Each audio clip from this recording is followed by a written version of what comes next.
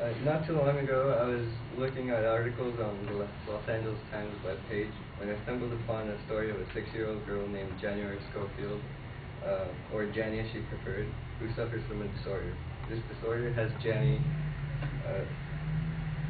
seeing things, hearing things, and feeling things. She sees 400, the cat, a girl named 100 Degrees, and another girl named 24 Hours. She feels 400 scratch her and hears it tell her to do bad things. Jenny suffers from schizophrenia. Today I will be sharing with you what schizophrenia is, the symptoms, how it is diagnosed, and the treatment. Schizophrenia is defined as being a chronic, severe, disabling brain disorder by the National Institute of Mental Health. It has not been linked to one single cause, but it has been found that it can be passed genetically. According to the Stony Brook Medical Center, it is likely, but not yet certain, that there is an imbalance of the chemicals in the brain that allow communication between the nerve cells that causes schizophrenia, and it is also thought that it is a developmental disorder in which the neuron brain cells and or the connections may not have formed properly between birth, before birth. I have a chart that shows how it can be it's genetically passed. A person who has a first cousin with schizophrenia has a 2% chance of developing. Uncles and aunts has 2%. Identical twins, one with schizophrenia, the other one would have a 40% chance of developing schizophrenia. Siblings, a 9% chance.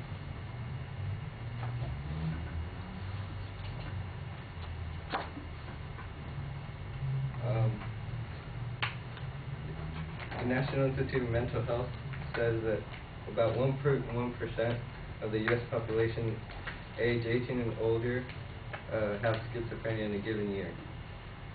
Most cases in men are found between their late teens or early 20s, while in women it is found in their 20s and early 30s.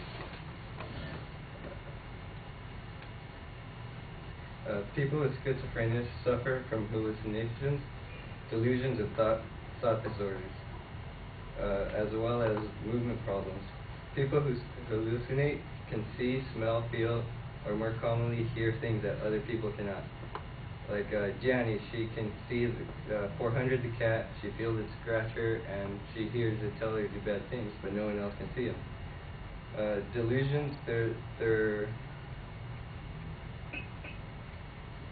delusions are ones which people feel that other people are controlling them, or they're broadcasting their thoughts to the world. It's more commonly seen in media, like people wearing the tin hats, trying to stop them from looking into their mind. Alongside with hallucinations and delusions, the schizophrenics suffer from thought disorders. These thought disorders include disorganized thinking. This is when they have trouble organizing and connecting thought logically. And there are of course more things they suffer from, but these are a few. Now that you know what schizophrenia is and what is suffered, I will share with you some of the symptoms of schizophrenia. Some of these are what they suffer from, but they vary. According to the Ohio State University Medical Center and the National Institute of Mental Health, the symptoms fall into 3 broad categories. These categories are the positive symptoms, negative symptoms, and cognitive symptoms. Positive symptoms are psychotic behaviors not seen in normal people. Such symptoms in this category include hallucinations, delusions, and thought disorders. These are symptoms and sufferings that Jenny has. Negative symptoms are symptoms that show a disruption of normal behavior and emotions. They show lack of pleasure in everyday life, lack of ability to begin and sustain planned activities, and when they speak in a monotonous voice, and their facial expressions do not move. the negative symptoms are often diagnosed as depression. So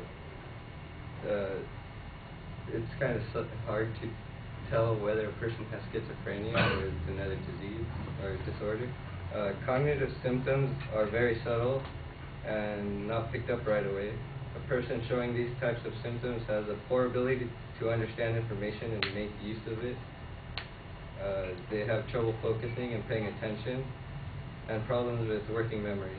Working memory is, in other words, problems with their ability to use information after learning it immediately.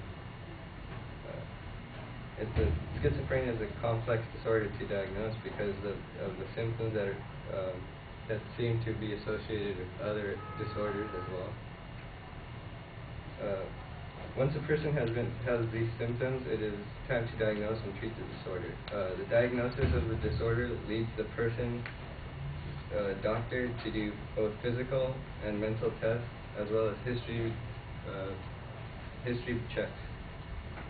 The doctor gathers comprehensive medical and mental family health information. They use the information to see if any member has had schizophrenia and passed it down to them. After gathering this information, the person is put through different tests to check if it's an illness, a physical illness that only produces the symptoms of schizophrenia. To finish the diagnosis, the person is then interviewed by a psychiatrist to see the state of their mental health and to see if any actions need to be taken. If actions are necessary, the treatment of schizophrenia ranges from medication to self-help and support groups. I will be focusing on medication, psychosocial therapy, specialized family education and structural activity programs, and self-help groups and cognitive therapy. The use of these treatments depend on your age, overall health, medical history, extent of the disease, tolerance for specific medications, procedures, or therapies, expectations of the course of the disease, and the personal opinion or preference of the person being treated.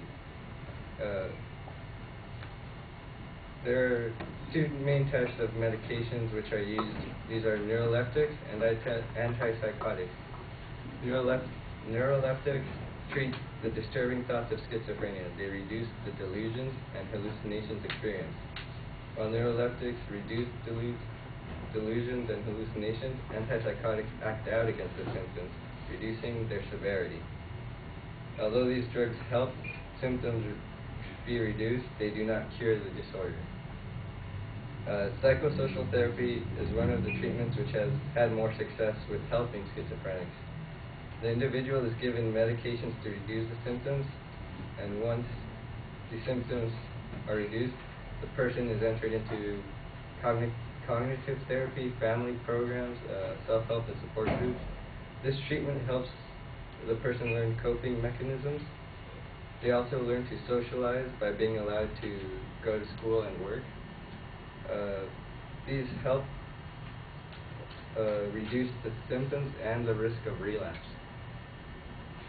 Specialized family educational and structural activities make sure that the family has all the knowledge possible about the disorder, so that once the person is discharged, the family can help them stay on their treatments. And cognitive therapy, it helps the person to learn how to test the reality of their thoughts and perceptions. They are also taught how not to listen to their voices. This reduces the symptoms as well as risk of relapse.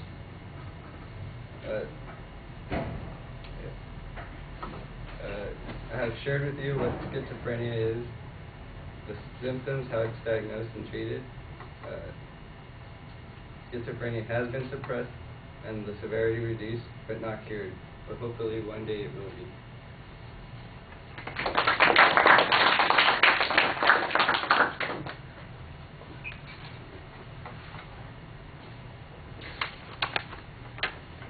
So Alex, what did you think?